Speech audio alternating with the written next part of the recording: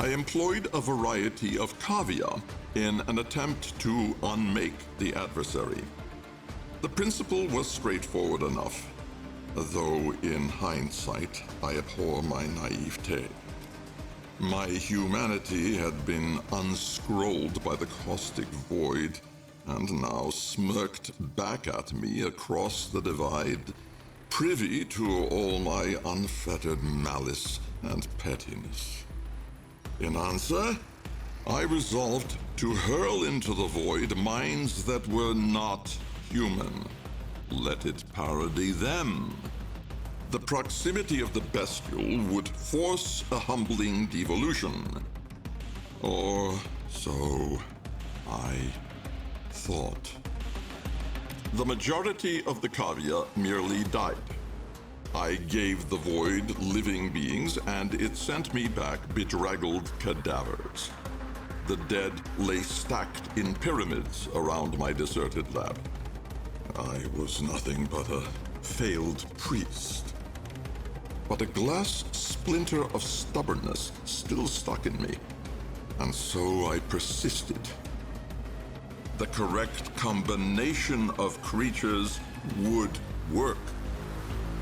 I realized my error as I sweated by visionary Nestorwood cinders beside Lloyd, who curled pale and sick from chewing too much of the root. The catalyst was uniqueness. That attribute was what caught the interest of the bland and undifferentiated void. It was not necessary to explore queasy debates about the Oro. Animal minds simply lacked the full distinction of a singular persona. My Kalimos, I was sure, was an exception, but I would not sacrifice that loyal being. Perhaps I should have. The sin I was to commit was worse. The very last breeding pair of Serviulites was smuggled to me, causing Lloyd no small inconvenience. A species on the brink of extinction. Here was the uniqueness the void sought. I was certain to the pit of my entrails.